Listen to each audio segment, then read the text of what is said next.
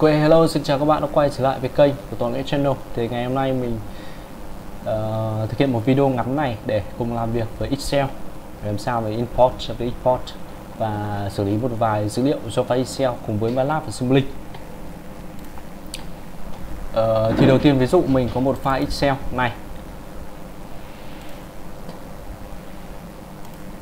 Ví dụ ở đây mình sẽ có hai file Excel. Mình sẽ group by type. File thứ nhất là looping data với 2 cột và 5 hàng đơn giản như vậy thôi, gồm các số, và file thứ hai là gồm nhiều dữ liệu hơn và job 25 automaker by market cap. Thì file thứ hai này thì các bạn phải tìm kiếm ở trên Google một cách search từ khóa job 25 automaker by market cap thì sẽ có một file link trên Google Doc này. Ok, quay trở lại với giao diện của MATLAB. Thì đầu tiên mình sẽ export file, import file Excel này bằng câu loại 5 data.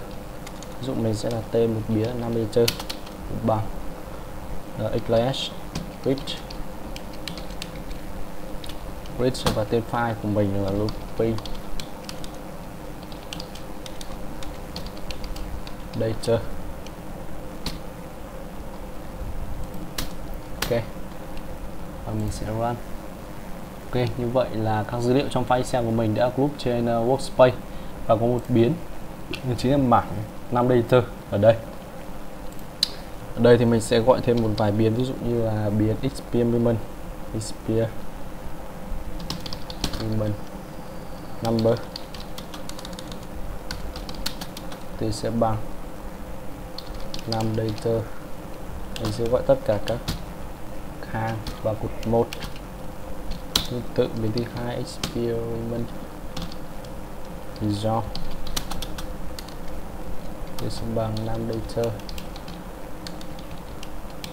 tất cả các hàng và cột 2.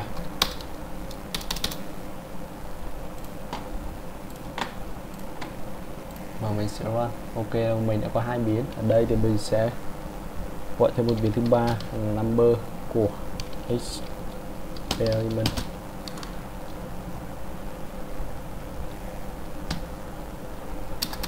Sẽ bằng lumen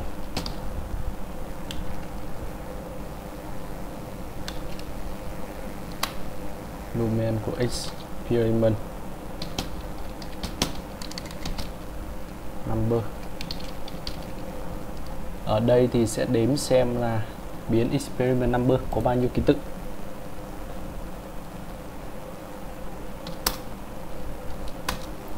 Ok,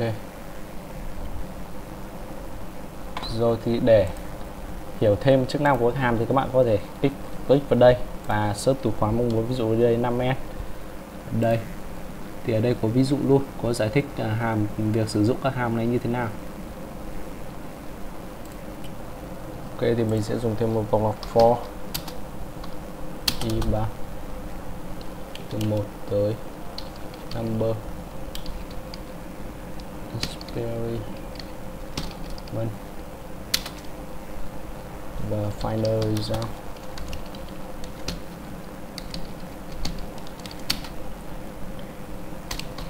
Biến thị y sẽ bằng experiment result y nhân 2 chẳng hạn, for example. Và mình sẽ end vào for đây.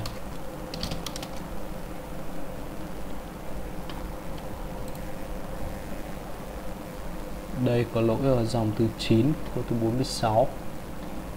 Dòng thứ 9 ở đây chấm phẩy. Ok, mình sẽ run lại. Rồi thì mình sẽ gọi biến host để xem toàn bộ các biến của mình.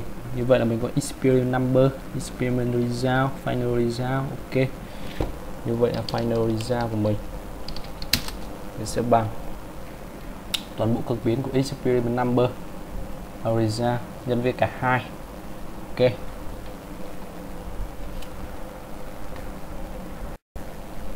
và cách thứ hai thì các bạn có thể click trực tiếp vào file Excel. Mong muốn ví dụ mình sẽ click vào file này thì khi đó một giao diện, màn hình giao diện sẽ hiện ra, thì trong đó bao gồm là một giao diện import sẽ hiện ra. Ở đây thì chọn là các bạn sẽ chọn những cái thông tin mà các bạn muốn export vào. Ở đây thì mình ví dụ như là mình sẽ kéo tới symbol ở đây, hoặc là các bạn thể chọn range, chọn initial thì sẽ chọn tất cả các bảng. Ở đây thì mình chỉ muốn chọn là từ Tesla tới price per share, và đây các bạn sẽ click vào import selection. Ok, thì như vậy là các dữ liệu này đã được update vào Pushpay.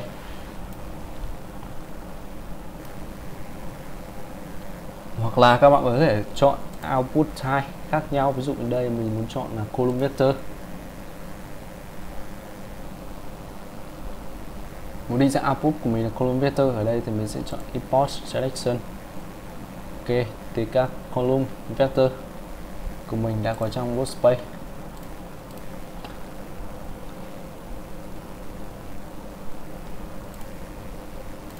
Ở đây thì column D là biến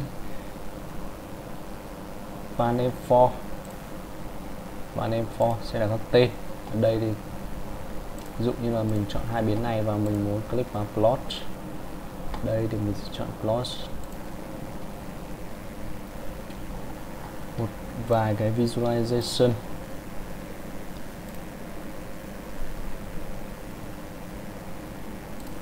Hoặc là chọn biến này và biến này cell 3,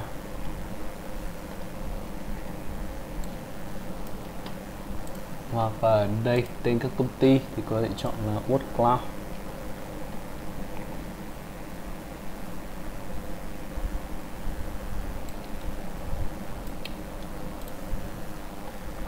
Đó thì một loạt những dữ liệu ở trong file Excel này đã tạo thành một cái WordCloud.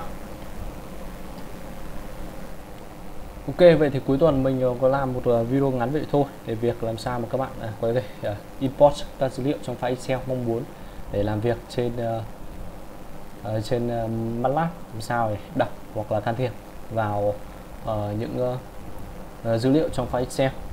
Và cảm ơn các bạn đã theo dõi đến cuối video, và mình sẽ gặp lại các bạn ở những video tuần sau. Mình xin cảm ơn.